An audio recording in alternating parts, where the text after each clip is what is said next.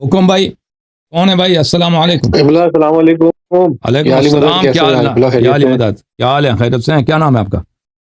ہیں؟ قبلہ آپ سے پہلے میرے خیال ہے 2 ہفتے پہلے بات ہوئی، ناصر بات کر رہا ہوں۔ قبلہ کیسے ہیں؟ امریکہ ناصر سے۔ بھائی ٹھیک ہے، آپ امریکہ سے؟ اوکے، پڑوسی ہمارے۔ جی جی جی قبلہ، جی جی آپ کے جی، پڑوس سے خیرت ہی سے ہیں؟ گفتگو کر رہے ہیں، سمجھیے کہ اوکے جناب، نیبرہڈ کہاں؟ سے۔ کیسے پینسلوینیا آپ؟ سے؟ ٹھیک ہے؟ پینسلوینیا میں رہتا نا؟ نہیں قبلہ، ٹیکسس میں، ٹیکسس میں، ٹیکسس میں؟ ٹیکسس میں، اوکے جی، ہوسٹن۔ حکم کریں۔ جی ٹیکسس، ہوسٹن ٹیکسس جی۔ اچھا ہیوسٹن۔ قبلہ، کچھ سوالات تھے۔ ایک تو پہلے ریکویسٹ تھی آپ سے، کیونکہ میں آپ کا اکثر سنتا رہتا ہوں، جب موقع ملتا ہے تب کال کر لیتا ہوں۔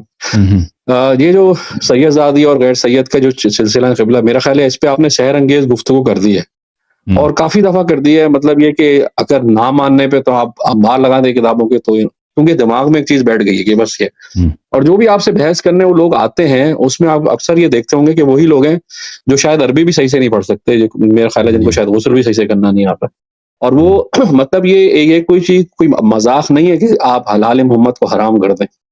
یہ بہت بڑا گناہ ہے۔ وہی کام کر رہے ہیں جو یزید نے کیا، جو معاویہ نے کیا، پھر آپ میں اور میں فرق کیا رہ جاتا ہے؟ مطلب کوئی گفتگو وہ کرے انسان کے جس کے پاس علم ہو، جو عبارات کو پڑھ سکتا ہو، وہ اردو ترجمے کر کے آپ کو سمجھا رہے ہوتے ہیں۔ مطلب جن کو عربی پڑھنی نہیں آتی، جن کو نہ علم رجال آتا ہے، نہ کوئی اور علم آتے ہیں، وہ حدیث کیسے پرکھتے ہیں؟ مطلب پرکھنے کو علم ہے نا۔ تو میرے یہ آپ سے گزارش ہے کہ یا تو وہ بندہ ہے کہ جس کو واقعی ان پر عبور ہو، ان علوم پر عبور ہو، وہ بات کرے۔ اردو سے ترجمے کر کے حدیثیں پڑھ کے آپ کو سمجھا رہے ہوتے تو وہ ضیاع ہے ٹائم کا بھی۔ تو یہ ریکویسٹ تھی۔ اچھا قبلہ، میں کچھ سوالات آپ سے کرنا چاہ رہا تھا۔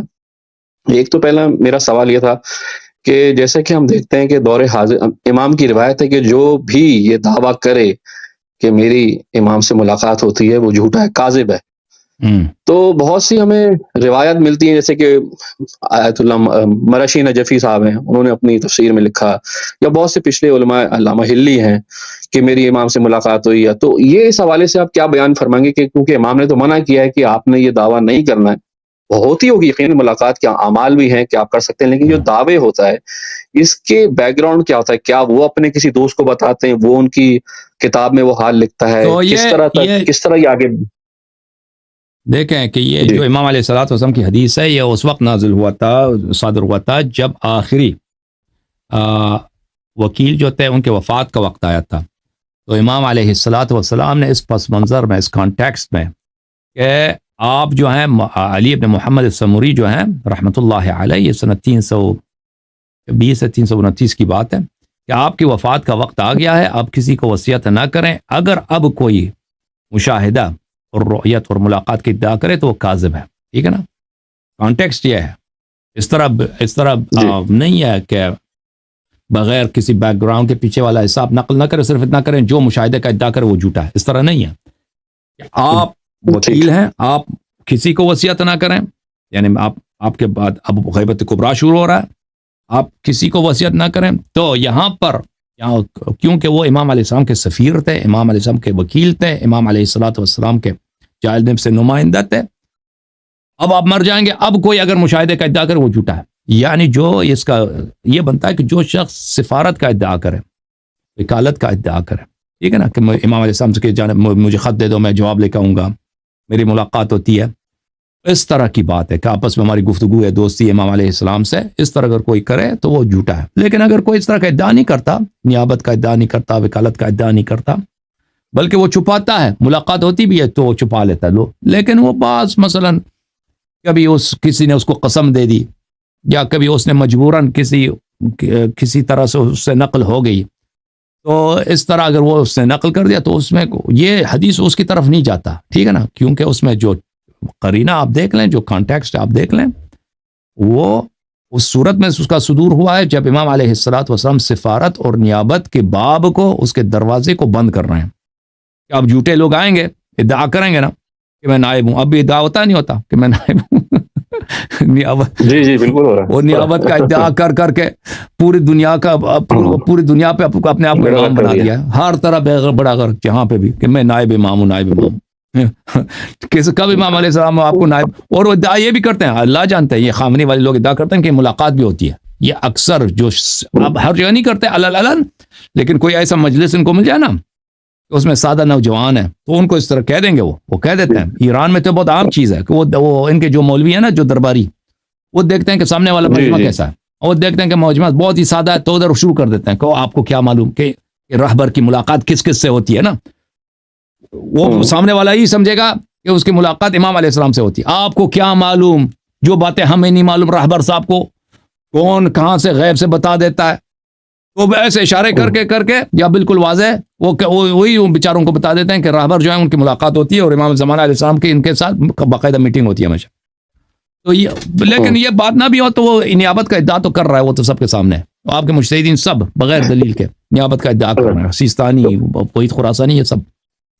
اچھا تو یہ جو حدیث ہے یہ حدیث ہر مشاہدے کی بات نہیں کر رہا. ہاں یہ اس کانٹیکس میں ہے مشاہدہ جو باقاعدہ مشاہدہ ہو، ریگولر مشاہدہ ہو، ریگولر میٹنگ ہو. کس کے لیے؟ نیابت کی غرض سے، کہ جس طرح نواب اربعہ علیہم السلام اور رحمۃ اللہ علیہم کے اسی طرح تھا کہ ان کا سر تھا، ان کا ایک راز تھا، ان کا کانٹیکٹ تھا، اسٹیبلش تھا ہمیشہ، جب چاہتے یا وہ ہمیں نہیں معلوم کہ جب چاہتے، بہرحال باقاعدگی سے ان کا کانٹیکٹ تھا امام علیہ السلام کے ساتھ. اس کو امام علیہ السلام نے بند کر دیا. ٹھیک ہے نا؟ ہاں. اچھا قبلہ یہی اسی کانٹیکس میں جو بات کی جاتی ہے کہ جب امام کا ظہور ہوگا تو جو ہے وہ علماء کے بھی سر جو ہیں وہ تن سے جدا کیے جائیں گے. تو جب اس کی تشریح پوچھی جاتی ہے کہتے ہیں نہیں وہ علماء سوء ہیں، علماء بد ہیں، اور بقول آپ کے کہ عمری مولوی ہیں جن کی جو ہے وہ اس میں ہمارا کوئی وہ دینا نہیں، کیونکہ ہم تو اہل مولا کے چاہنے والے ہیں. تو اس میں یہ روایت کچھ طرح جیسے کہ امام آ رہے ہیں ان کے ہاتھ میں تلوار ہے اور بس سب کو جو ہے وہ سر قلم ہی ہو جا رہے ہیں. تو یہ روایت اگر چونکہ یہ ہے کہ اس میں ہمارے علماء بھی شامل ہیں، تو کیا یہ روایت کسی مستند کتاب میں موجود ہے جس کو بیان کیا جا سکتا ہے کہ بھائی اس میں علماء سو کے ساتھ ساتھ جو جن کو آپ اپنا سمجھ رہے ہیں وہ بھی اس میں شامل ہیں؟ تو اس میں حدیث ہے نا، امام علیہ السلام جب آئیں گے کہ سید حسنی کے ساتھ ہوں گے، سید حسنی لشکر کا سالار ہوگا اور لشکر میں امام علیہ السلام ہوں گے، لیکن لوگ ان کو نہیں جانتے، لیکن حسنی ان کو جانتے ہیں. یہ لشکر آئے گا، قوم میں داخل ہوگا اور قوم کے لوگوں کے ساتھ وہ ان کے مردوں کو قتل کریں گے اور ان کے عورتوں کو اسیر بنائیں گے. یہ حدیث ہے. اور اس کے بعد جب وہ نجف اشرف آئیں گے، نجف والے، کوفہ والے، یعنی نجف کوفہ، اس زمانے میں امام صادق علیہ السلام کے زمانے میں نجف شہر نہیں تھا، کوفہ شہر تھا. اور نجف اشرف جو ہے کوفہ ہی ہے، کوفہ کے مسافات ہے. تو کوفہ والے آ کے کہیں گے کہ آپ واپس جائیے، ہمیں آپ کی ضرورت ہے ہی نہیں، آپ نے بلا وجہ آپ نے زحمت کیا. تو ان کو امام علیہ السلام ان کو بھی جہنم واصل فرمائیں گے. تو یہ تو حدیث یہ تو واضح ہے. ٹھیک ہے نا؟ اور اس کے علاوہ آپ کی خدمت میں عرض کروں، جب ہم علماء کے عقائد کو دیکھتے ہیں، علماء کے افعال کو دیکھتے ہیں، بالخصوص ہمارے دور میں، یہ بالخصوص یہ تو اس میں دیکھیں عام شیعوں کو نہیں پتہ چلتا. عام شیعہ بیچارے جو عام شیعہ ہوتا ہے نا، اس کو تو پتہ نہیں ہے دین کا، قرآن کا، حدیث کا، اہل بیت علیہ السلام کو وہ محبت کرتے ہیں، لیکن وہ بیچارے سادے ہوتے ہیں. عام لوگوں ان کو پتہ نہیں ہوتا، معلومات نہیں ہوتی. اور پھر اہل بیت علیہ السلام کا طریقہ کار کیا ہے، ان کے فرامین کیا ہے، ان کا عقیدہ کیا ہے، اور پھر علماء کا کیا ہے. کیونکہ علماء تو بھی بہت چالاک ہیں، یہ اتنے چالاک ہیں کہ یہ اپنے جو بھی بات ان کے ضرر میں وہ اس کو عوام سے چھپاتے ہیں.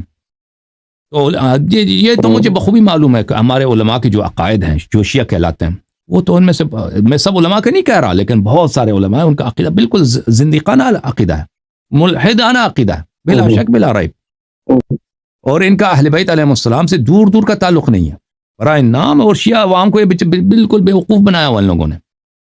اور ان کا اہل بیت علیہ السلام کے طریقہ کار سے بہت دور ہیں یہ لوگ. اور کچھ علماء ہیں جو صحیح راستے پر ہیں، اور وہ ان کی مجبوری یہ ہے کہ وہ انہی علماء کے ساتھ ان کی دوستی ہے، جو صحیح بھی ہے نا، عقیدہ ان کا صحیح ہے. انہی فراڈی علماء کے ساتھ ان کا دوستی ہے، ان کا پیسے تحفے ہدایہ وغیرہ ایکسچینج کرتے ہیں، ملاقاتیں ہوتی ہیں، وہ ایک دوسرے کے شاگرد ہیں، ایک دوسرے کے دوست ہیں. تو اس وجہ سے وہ جرأت نہیں کرتے کہ ان کے عقائد کو برا کہیں، ایک دوسرے کی تنقید کریں. تو میں ہمیشہ کہتا ہوں کہ شیعہ مذہب کا سب سے بڑا دشمن جو ہے، یہ عام لوگ اس بات کو نہیں سمجھتے، مجھے نہیں کہنا چاہیے کیونکہ میں جملہ کہتا ہوں تو ان لوگوں کو سمجھ نہیں آتی بیچاروں کو. یہ اس شخص کو سمجھ آئے گا جو بہت 10 سال نہیں 20 سال 30 سال شیعہ علماء کے عقائد اور اہل بیت علیہ السلام کے عقائد کو وہ پرکھ لے، اس میں ریسرچ کرے، تو اس کو پتہ چل جاتا ہے کہ اس مذہب کا سب سے بڑا دشمن جو ہے ابن تیمیہ نہیں ہے، اس مذہب کا سب سے بڑا دشمن آپ کے وہابی علماء نہیں ہے، سپاہی صاحب، یہ کچھ بھی نہیں ہے. یہ وہابی علماء یہ پھونک مارے نا، یہ ختم ہو جاتے ہیں. ابھی میں ایک پھونک ہوں، میں نے پھونک مارا نا، یہ ختم ہوا. میں کچھ بھی نہیں، میں ایک چھوٹا آدمی ہے، بہت ریسورسز میرے محدود ہیں، میں آیا ہوں تو ایک غائب ہو گئے. میں آیا ہوں تو یہ پہلے یہ چیلنج دیتے تھے کہ شیعہ اپنا اسلام ثابت کرو. اب کوئی نہیں آتا آگے, اب کوئی نہیں آتا کہ ابو بکر عمر کا اسلام دفاع کرے, نہیں آتا کوئی. یہ آپ کے وہابی یہ کچھ بھی نہیں ہے, یہ کچھ بھی نہیں ہے. یہ دنیا جو ہے نا شیعہ بن جائے پورا دنیا. لیکن اس کے سامنے سب سے بڑا جو رکاوٹ ہے, سب سے بڑا جو کفر کے لیے اور الحاد کے لیے اور زندقہ کے لیے اور ناصبیت کے لیے جو سب سے بڑا سپر بنا ہوا ہے, سپر سمجھتے ہیں نا, شیلڈ دفاع کے لیے, وہ آپ کے علماء ہیں, شیعہ علماء ہیں, بلا شک بلا رہا. میں اس بات کو ہمیشہ کہتا ہوں, شیطان کا سب سے بڑا سپاہی جو اس طرح خدمت کرتا ہے, جو شیطان کا کوئی سپاہی اس طرح کی خدمت ادا نہیں کر سکتا, وہ شیعہ حوزے ہیں اور شیعہ علماء ہیں. ہاں, شیعہ علماء اور شیعہ حوزے ہیں. اس بات کو سمجھنے کے لیے اب اس بات کو وہی سمجھے گا جو ان مسئلوں پہ کچھ توجہ رکھے گا, جو سادہ نہیں ہے. ہاں, جو سادہ نہیں ہے, ہاں جو سادہ نہیں ہے, ان کا طریقہ کار بہت مختلف ہے. قبلہ بات آ رہی ہے کہ ہم لوگ حالات حاضرہ میں رہ رہے ہیں اور اس ٹیکنالوجی کے دور میں کوئی بھی چیز چھپی بھی نہیں ہے. مطلب جس طرح آپ نے اس دن خمینی صاحب کی بات کی تھی اور انہوں نے کس طرح اپنے جو مخالف تھے ان کو مروایا, آپ جائیے گوگل پہ سرچ کریے, سب آ جاتا ہے. ویکیپیڈیا پہ سب لکھا ہوا ہے, کیا ہوا کیا نہیں ہوا, ساری دور کی باتیں لکھی ہیں. مطلب یہ کوئی آپ گڑتے نہیں ہے, یہ سب آج علم جو ہے وہ ہر چیز پر موجود ہے. تو اس طرح کے قبلہ پہلے کے جو عراق کے علماء تھے بہت سارے تھے, میں پڑھ بھی رہا تھا کہ وہاں پر جمعے کی نماز نہیں ہوتی تھی. پھر یہ بعد میں شروع کرائی گئی اور سارا سلسلہ ہوا. تو اس کی کیا وجوہات؟ نجف کے اندر بھی اگر آپ دیکھیں تو مولا کائنات کے حل اندر نماز جمعہ نہیں ہوتی ہے. تو یہ کیا وجوہات ہیں؟ اگر اتنی ضروری ہے تو پھر ہر جگہ ہونی چاہیے.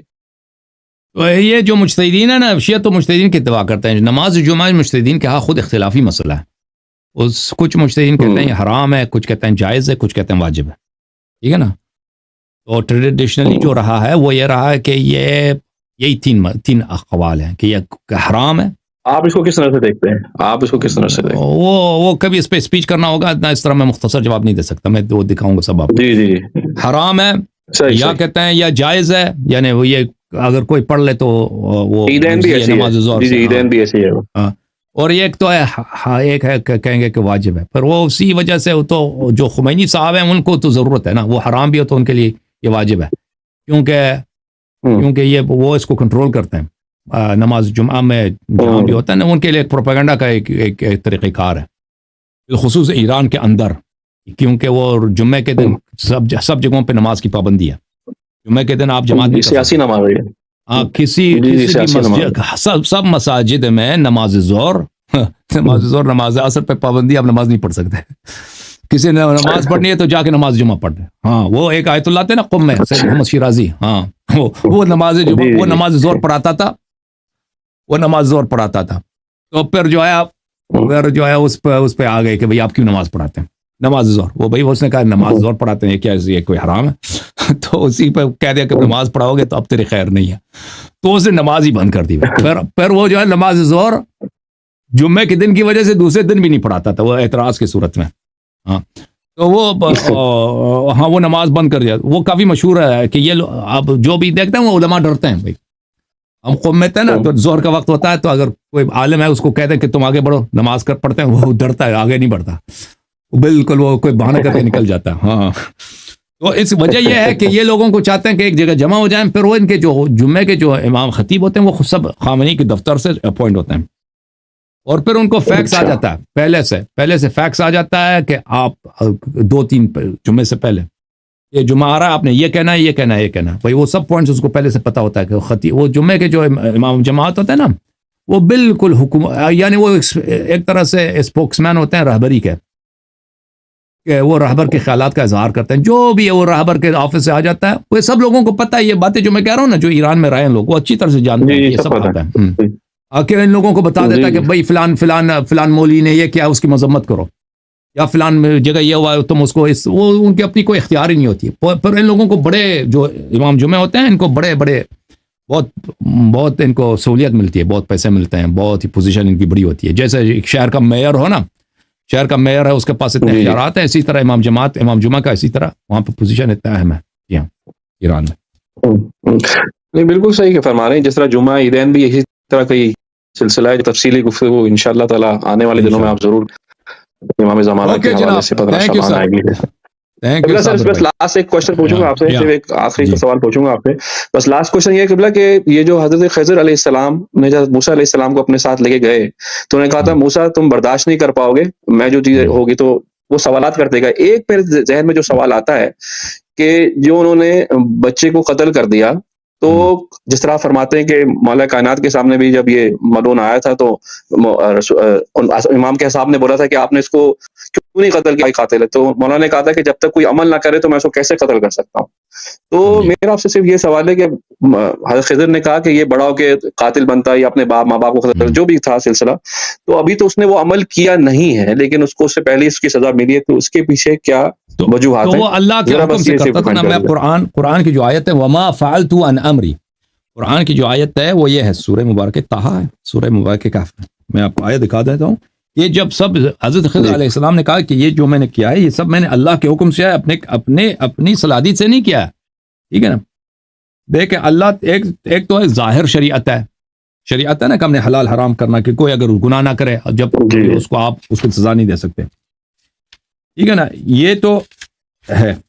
لہذا فرمائیے اعوذ باللہ من الشیطان الرجیم, سورۃ الکہف میں, سورہ کہف میں یہ آیہ نمبر ہے 82. اعوذ باللہ من الشیطان الرجیم واما الجدار فكان لغلامین یتیمین فی المدینة وكان تحته کنز لهما. جو دیوار تھا وہ 2 یتیم بھائیوں کا دیوار تھا جو شہر میں رہتے ہیں یہ لوگ, اور ان کے اس دیوار کے نیچے جو ہے وہ خزانہ ہے. وكان ابوهما صالحا, اور ان کے والد صاحب نیک آدمی تھے.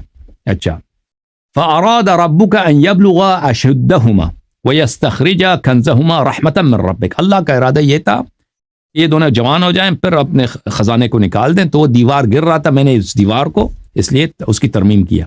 وما فعلت عن امری, یہ جو جتنے میں نے کام کیے ہیں اور اس میں بچے کو قتل بھی ہے, یہ میں نے اپنے حکم سے نہیں کیا, ٹھیک ہے نا, یہ اللہ کے حکم سے کیا. تو اللہ تعالیٰ کو خضر علیہ السلام کو خاص احکام ہے, وہ اللہ کی جانب سے اس کو خاص احکام ملتے ہیں. اللہ کو تو اختیار ہے نا, اللہ کو اگر پتہ ہے کہ اگر میرے پاس پیسے آ جائیں, میرے پاس میں فلاں گناہ کروں گا, ٹھیک ہے نا, میں یہ کام چھوڑ دوں گا, نستجیر باللہ, میں شراب پیوں گا, میں گناہوں کے پیچھے لگ جاؤں گا, تو اللہ تعالیٰ یہ کر سکتا ہے کہ مجھے پیسے نہ دے, یا میرے پاس جو پیسے ہیں وہ اللہ تعالیٰ کسی طرح سے غائب, یہ میرے لیے بہتر ہے. اللہ تعالیٰ کو اگر پتہ ہے کہ میں اگلے سال کافر ہو جاؤں گا, ٹھیک ہے نا, کافر ہونے سے پہلے ابھی مجھے موت دے دے, یہ تو میرے لیے بہتر ہے, ٹھیک ہے نا, یہ تو میرے لیے بہتر, وہ اللہ کر سکتا ہے.